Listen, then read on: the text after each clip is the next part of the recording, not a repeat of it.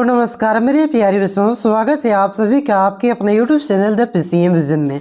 प्यारे बच्चों, आज के इस वीडियो के माध्यम से हम लोग क्लास 11 इकोनॉमिक्स जो कि आज यानी कि 9 दिसंबर को जो आप सभी के स्कूल में आपका वीकली टेस्ट एग्जाम हुआ है उसके आंसर की को बताने वाला हूं। तो साथ ही साथ आप लोग मिलाते चलिए और लास्ट में कमेंट करके ज़रूर बताइएगा कि आप लोगों ने कितना क्वेश्चन सही किया है। तो चलिए शुरू करते हैं और एक करके सारे क्वेश्चन के आंसर को मिला लेते हैं। तो देखिए दोस्तों, आप लोग चैनल पर नए हैं तो सब्सक्राइब जरूर कीजिएगा, क्योंकि आगे भी इसी प्रकार से आपका क्लास 11 का चाहे इंपॉर्टेंट क्वेश्चन हो, VVI क्वेश्चन हो अथवा क्वेश्चन का आंसर की हो, सारा कुछ आपका इस चैनल के माध्यम से अपलोड किया जाता है। और आप सबों की क्लास 11 का न्यू एग्जाम पैटर्न पर आपकी तैयारी करवाई जा रही है। तो आप लोग चैनल पे नए हैं तो सब्सक्राइब जरूर कीजिएगा, ठीक है। तो देखिए पहला क्वेश्चन क्या था आपका कि भारत में आर्थिक सुधारों का प्रारंभ किया गया। तो भारत में आर्थिक सुधारों का प्रारंभ कब किया गया था? तो इसका प्रारंभ आपका 1991 में किया गया था। ऑप्शन नंबर सी इसका करेक्ट आंसर होगा 1991। क्लियर है बच्चों?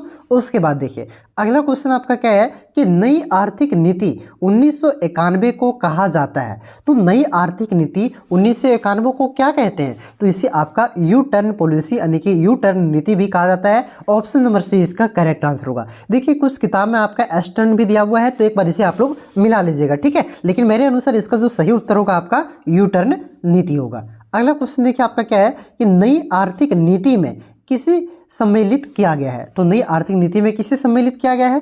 तो इसमें आपका उदारीकरण को भी सम्मिलित किया गया है, निजीकरण को भी सम्मिलित किया गया है और वैश्वीकरण को भी सम्मिलित किया गया है। यानी कि ये तीनों को नई आर्थिक नीति में सम्मिलित किया गया है।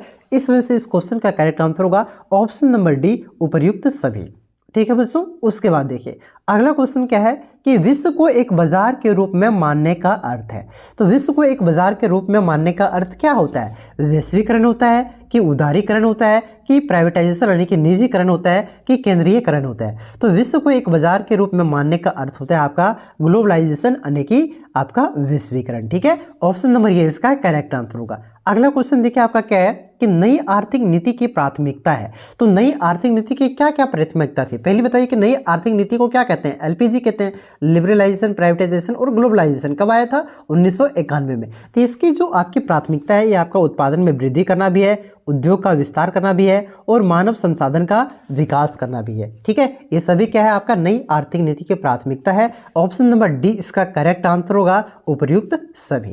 क्लियर है? उसके बाद देखिए अगला क्वेश्चन आपका क्या है कि वर्तमान में कितने उद्योग सार्वजनिक क्षेत्र के लिए आरक्षित है। तो वर्तमान में कितने उद्योग आपका सार्वजनिक क्षेत्र के लिए आरक्षित हैं? तो इसका जो आपका करेक्ट आंसर हो जाएगा आपका ये आपका 2 उद्योग, ठीक है। कितने उद्योग? 2 उद्योग आपका क्या है सार्वजनिक क्षेत्र के लिए आपका आरक्षित है। अगला क्वेश्चन देखिए आपका क्या है कि वर्तमान में औद्योगिक लाइसेंस की अनिवार्यता वाला उद्योगों की संख्या है। तो वर्तमान में कितने ऐसे उद्योग है औद्योगिक है जिसको चलाने के लिए आपका क्या है औद्योगिक लाइसेंस लेना अनिवार्य है, ठीक है। तो इससे कितने उद्योग है? तो इससे आपका 5 उद्योग है। कितने उद्योग है बच्चों? तो याद रखिएगा 5 उद्योग है, ठीक है। ऑप्शन नंबर सी इसका करेक्ट आंसर होगा। अगला क्वेश्चन देखिए आपका क्या है कि मानव पूंजी निर्माण में सम्मिलित है। तो मानव पूंजी निर्माण में क्या क्या सम्मिलित होता है? तो इसमें आपका शिक्षा में निवेश भी सम्मिलित होता है, स्वास्थ्य में निवेश भी सम्मिलित होता है और आपका प्रशिक्षण पर निवेश भी सम्मिलित होता है, ठीक है। तो इसका करेक्ट आंसर होगा उपर्युक्त सभी। ये सभी आपका मानव पूंजी निर्माण में सम्मिलित है।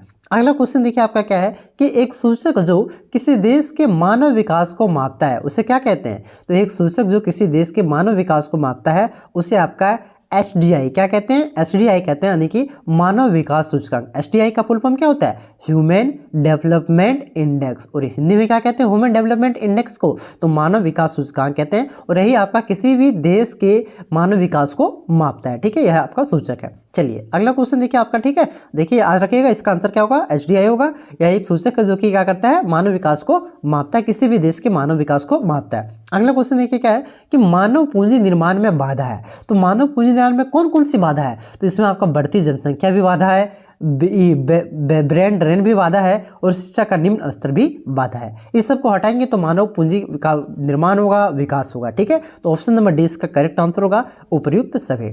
अगला क्वेश्चन देखिए आपका क्या दिया हुआ है यहाँ पे। अब यहाँ पे सब्जेक्टिव क्वेश्चन चालू होता है, ठीक है। सब्जेक्टिव क्वेश्चन को देखते हैं कि वैश्वीकरण का क्या तात्पर्य है। बहुत ही इंपॉर्टेंट क्वेश्चन है आपका, ठीक है। उसके बाद देखिए सारा का आंसर बताते पहले क्वेश्चन पढ़ लेते हैं, ठीक है। क्वेश्चन है उसके बाद आपका 12 नंबर का कि मानव पूंजी निर्माण क्या है। बहुत ही इंपॉर्टेंट क्वेश्चन है। उसके बाद आपका क्वेश्चन है कि कि निजीकरण से क्या तात्पर्य है। अगला क्वेश्चन है कि मानव विकास सूचकांक क्या है। ठीक है, उसके बाद देखिए यहाँ पे आपका 5 नंबरिया क्वेश्चन है दोगो कि भारत में मानव पूंजी निर्माण के निम्न स्तर के क्या कारण है, वर्णन करें। उसके बाद है आपका भारत में नई आर्थिक नीति की आवश्यकता क्यों पड़ी थी, उसके बारे में लिखना है। तो चलिए इसके फटाक से हम लोग आंसर को जान लेते हैं, क्या क्या किसका आंसर होगा। तो देखिए आपका यही सब क्वेश्चन था कि मानव पूंजी निर्माण क्या है, उसके बाद था मानव विकास सूचकांक क्या है, वैश्वीकरण से क्या तात्पर्य है। ठीक है, तो देखिए वैश्वीकरण से क्या तात्पर्य है, तो वैश्वीकरण का तात्पर्य है अर्थव्यवस्था, उद्योग, बाजारों, संस्कृति और नीतियों के एकीकरण से जो दुनिया भर को सामाजिक राजनीतिक नियंत्रण से मुक्त बनाता है और व्यापार, संचार, आप्रवासन और परिवहन वैश्विक नेटवर्क के माध्यम से क्षेत्रों, देशों के बीच की दूरियों को कम करता है। ठीक है, ये आपका हो गया वैश्वीकरण का तात्पर्य। ठीक है, चलिए अगला क्वेश्चन देखिए आपका क्या था कि मानव पूंजी निर्माण क्या है। तो देखिए जब मानव संसाधन को और अधिक शिक्षा और स्वास्थ्य के द्वारा विकसित किया जाता है तो उसे हम क्या कहते हैं, मानव पूंजी निर्माण कहते हैं। मानव संसाधन का मतलब क्या हो गया, जैसे शिक्षा हो गया, स्वास्थ्य हो गया, तो इसे और अधिक के द्वारा क्या किया जाता है, आपका और भी अधिक इसमें पूंजी निर्माण करके इसमें वृद्धि की जाती है, तो इसी को क्या कहते हैं, मानव पूंजी निर्माण कहते हैं। देखिए अगला क्वेश्चन आपका क्या था कि मानव विकास सूचकांक क्या है। तो मानव विकास सूचकांक क्या हो गया, तो मानव विकास सूचकांक एक ऐसा सूचकांक है जिसका उपयोग देशों के मानव विकास के आधार पर आंकने के लिए किया जाता है। इस सूचकांक से इस बात का पता चलता है कि कौन सा देश विकसित है और कौन सा देश आपका यह विकसित है। तो सिंपल याद रखिएगा मानव विकास सूचकांक क्या है, तो ये आपका एक तरह से इंडेक्स है, सूचकांक है, जिसका उपयोग किसमें किया जाता है, तो उसका उपयोग आपका किसी भी देश के विकास को आंकने के लिए किया जाता है, किसी भी देश के मानव विकास को आंकने के लिए किया जाता है कि वहाँ पे शिक्षा का स्तर कैसा है, वहाँ पे आपका स्वास्थ्य का स्तर कैसा है, सामाजिक न्याय का स्तर कैसा है। ठीक है, शिक्षा, स्वास्थ्य, सामाजिक न्याय, आपका जल, ये सब क्या है, ये सब का स्तर कैसा है, तो इससे मापने के लिए किया जाता है। साथ ही साथ इससे क्या पता चलता है, जिसमें जितना बढ़िया रहेगा वो विकसित है, फिर उससे कम रहेगा विकासशील है, और इससे कम रहेगा उससे क्या कहेंगे, अविकसित है। ठीक है बच्चों, तो ये आपका इंपॉर्टेंट क्वेश्चन था, इंपॉर्टेंट क्वेश्चन नहीं आंसर की था। ठीक है, तो ये सारा कुछ मैंने आपको बता दिया। निजीकरण का क्या तात्पर्य है आप लोग लिख सकते हैं, लिखना चाहते हैं तो।